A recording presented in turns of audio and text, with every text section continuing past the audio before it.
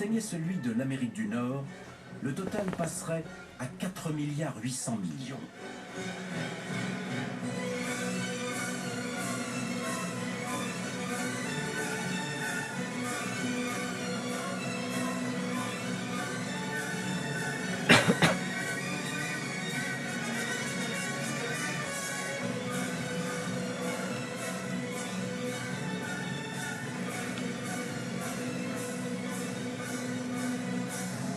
Et le temps que la station spatiale fasse le tour de la planète, plus de 12 000 voitures neuves sortent des chaînes de production.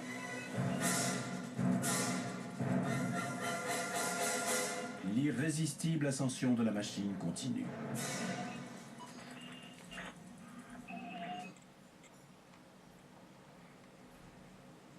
Nous vivons dans une belle oasis bleue perdue au milieu d'un vaste désert de vide.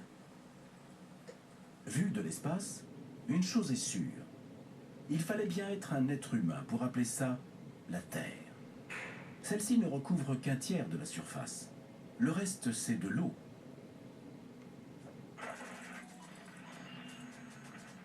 D'ailleurs, s'il est un point sur notre orbite où l'on ne s'attend pas à manquer d'eau, c'est bien notre prochain arrêt.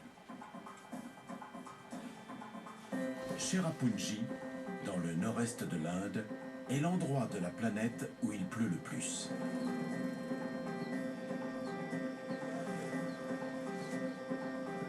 La ville est située sur les hauteurs qui surplombent les plaines du Bangladesh.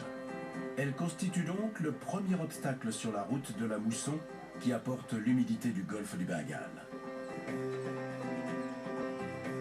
La mousson arrose d'autres régions du globe, mais le sous-continent indien subit les pluies les plus violentes et les plus abondantes. Quand il se heurte aux collines qui entourent Cherrapunji, les nuages ne peuvent que monter dans le ciel. Toute l'humidité amassée sur des milliers de kilomètres se déverse alors brusquement.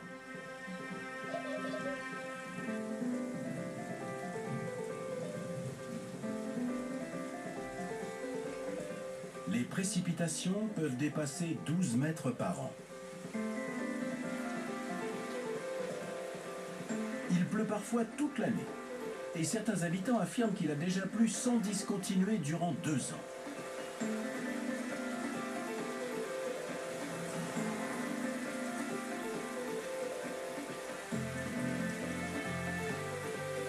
Ces déluges ne vont pas sans poser de problème. Comme sur les collines, les arbres ont été coupés pour laisser place à l'agriculture, les pluies emportent pratiquement toute la couche arable. La terre ne peut plus absorber l'eau, qui dévale les pentes et se répand dans les plaines, déjà menacées en permanence par de graves inondations.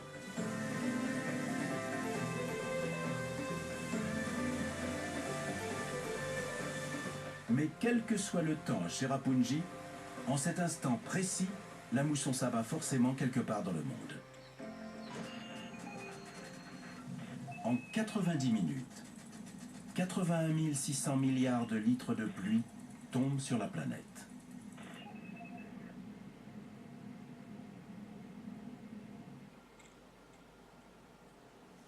Bien sûr, quand le robinet, ou même le nuage le plus proche est à 300 km sous vos pieds, on comprend vite combien l'eau est précieuse. Chaque goutte, bue par les astronautes, est filtrée et réutilisée des centaines de fois. Et quand je dis chaque goutte, pour vivre dans l'espace, l'équipage n'a pas le choix. Il doit partager et préserver l'eau. C'est une leçon dont nous ferions bien de nous inspirer sur Terre, car ici-bas, nos tentatives de partage des ressources d'eau se soldent parfois par de terribles échecs. Prenez la mer d'Aral, au Kazakhstan.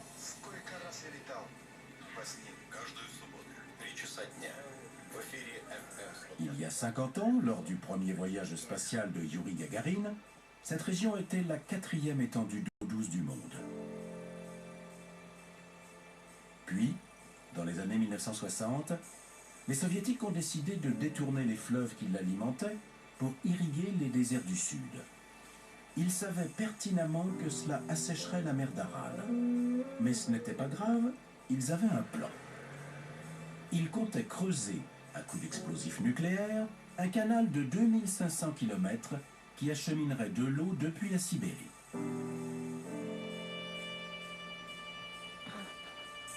Sur les 250 explosions prévues, seules 3 ont été menées à bien avant que le projet ne s'effondre par manque d'argent.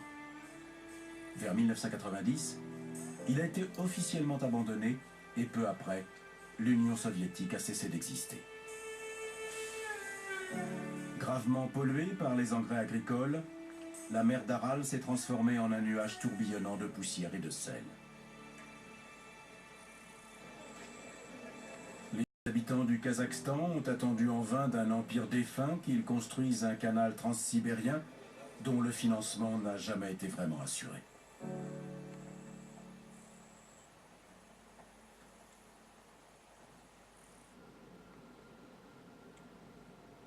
À chaque orbite de la station spatiale, 34 km² de terre se désertifient à cause de notre mauvaise gestion chronique de l'eau.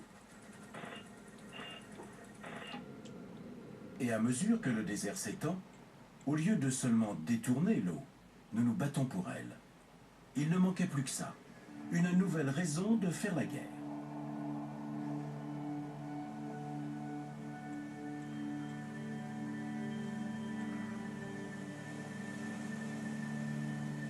L'un des grands paradoxes du génie technologique, c'est qu'il a produit des moyens remarquablement élaborés pour permettre aux hommes de s'entretuer.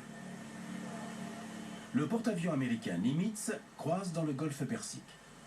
C'est l'un des plus imposants bâtiments de guerre au monde.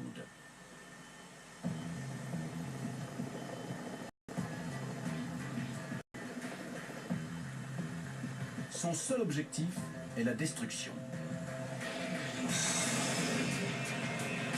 Avec ses 332 mètres de longueur sur 40 de hauteur, il sert de base à 90 avions et hélicoptères.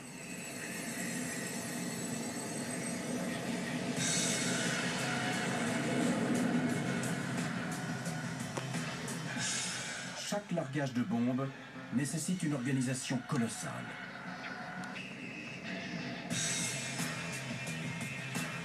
Ce navire est une ville flottante où vivent plus de 5000 hommes et femmes.